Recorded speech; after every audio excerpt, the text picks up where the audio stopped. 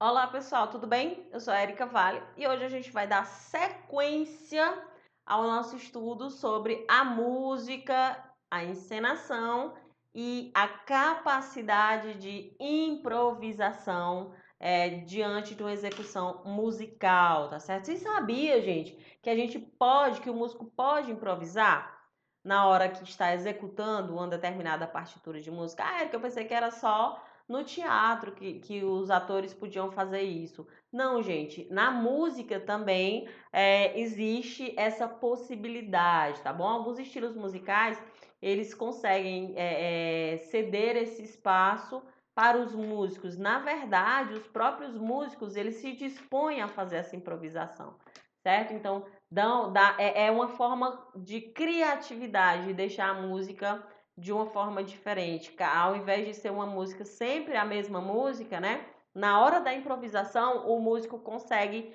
colocar o seu toque lá, né? Colocar mais detalhes, coisas diferentes do que ele fez na última apresentação. Isso acontece muito nas apresentações ao vivo, né? E a gente vai ver também, conhecer e rever um pouco do jazz, né? Ou jazz, que é um dos estilos musicais, os gêneros musicais que permite esse uso da improvisação, certo? E você já escutou jazz? Não? Vamos lá, certo? Então, improvisar, igualmente ao teatro, é colocar algo que não existe, né? Improvisar quer dizer como se fosse anexar algo, completar algo, certo? A criação, no caso da música, a criação de novos acordes, de novos elementos ali diante daquela melodia que está sendo executada, tá certo? Então, dois gêneros musicais que permitem que os músicos façam isso, é o jazz ou jazz e o blues, né? A gente vai ver aqui um pouquinho sobre o que é o jazz, né? O jazz é uma manifestação musical que surgiu no fim do século XIX nas comunidades afro-americanas de Nova Orleans, nos Estados Unidos, Nova Orleans, né? É um gênero musical que tem como característica mesclar, misturar elementos das tradições religiosas, bandas marciais e do ragtime, né? Que é considerado o primeiro gênero musical autêntico dos Estados Unidos da América, né? Que é uma mistura de dança popular com umas batidas métricas e tudo. É bem interessante, tá? Se vocês tiverem curiosidade, deem uma olhada no YouTube que tem muitas bandas de jazz muito fantásticas que vale muito a pena dar uma assistida, tá? Para improvisar no jazz, o músico, veja bem, ele precisa usar como referência uma marcação rítmica, certo? E uma melodia já estabelecidas. Então, não é porque, por exemplo, eu sei que eu vou tocar com a minha banda de jazz e aí do nada, no meio da música, eu vou colocar a minha improvisação. Não, certo? É tudo combinado, tudo tem que ter lá, seguir uma determinada ordem, até mesmo porque você não está fazendo a música sozinha, certo? Então, quando o músico termina a sua improvisação, todos voltam a tocar juntos o mesmo tema. Quer dizer, os músicos começam a tocar um determinado tema, uma determinada música. E eles já acertaram antes que o baterista ele vai fazer um solo, ou então o guitarrista vai fazer um solo em determinada parte da música. Então, naquela determinada parte da música, os outros ficam fazendo um barulhinho pequenininho, então baixinho e tudo, ou então não fazem nenhum instrumento, não tocam seus instrumentos. E o artista que vai fazer o solo, ele toca sozinho. Então ele inventa, ele cria novos acordes, ele coloca coisas diferentes dentro ali em alguns minutos. E aí depois, quando ele termina o solo, eles voltam a tocar. Sem, né, a atrapalhar a apresentação dos outros colegas, dos outros artistas. Érica, a mesma banda pode ter dois solistas? Pode, gente, pode sim, tá? Então, o jazz, ele permite isso. A gente tem aí o Louis Armstrong, que foi é um cantor e chefe de orquestra aí que ficou muito conhecido pelas improvisações com o seu trompete maravilhoso, Louis Armstrong, tá? Então, assim, no jazz são aceitos praticamente todos os tipos de instrumento, mas os mais usados são piano, bateria, contrabaixo e guitarra e o saxofone, tá? Então, nada impede que exista só um piano, uma bateria, um saxo, um contrabaixo e guitarra e uma bateria, certo? Então, não é obrigada essa mesma formação em todos os grupos, ok, pessoal? Então, o jazz, ele é um gênero musical que permite, que faz com que os artistas, eles consigam, né? E é um gênero muito, muito popular nos Estados Unidos, né? E tem fãs ao redor do mundo todo. A gente traz o blues agora. O que é o blues?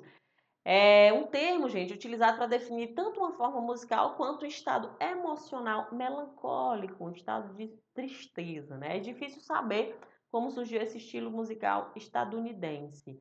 No entanto, em 1900, o blues já apresentava uma estrutura relativamente fixa, né? Com estrofes de 3 versos e estilo de cantar semelhante às canções de trabalho dos camponeses do sul dos Estados Unidos da América. Ao longo dos anos, o blues passou por muitas transformações. No fim da década de 1940, apresentou-se sob a forma de rhythm and blues, com instrumentos amplificados e com músicos como Muddy Waters, Howlin' Wolf, né, e entre outros também. Atualmente, os músicos de blues mais conhecidos são B.B. King e Buddy Guy, certo? São uma galera muito boa mesmo, tá certo? Então vale muito a pena. Eu sugiro que vocês deem uma pesquisada aí para escutar um pouco de blues, que é muito bacana, tá? A improvisação é extremamente importante no blues e assim como no jazz, nunca é escrita na partitura. Quer dizer, o jazz e o blues não escrevem, ai, tá aqui na música que você pode fazer improvisação. Não, tá certo? Então os artistas, eles combinam previamente entre si, certo? Os instrumentos mais utilizados no blues são a guitarra e o baixo elétrico, a bateria, a gaita, o saxofone e o piano. A voz e os instrumentos estabelecem uma relação de diálogo, como se a voz perguntasse e aguardasse a resposta da guitarra. As letras de blues geralmente são melancólicas e de lamentação, emoção constantemente abordada nesse tipo de música, tá bom? Algumas cantoras de blues muito famosas, né, elas ficaram famosas pelas interpretações cheias de sentimento, né? A gente tem a famosíssima, maravilhosa Nina Simone.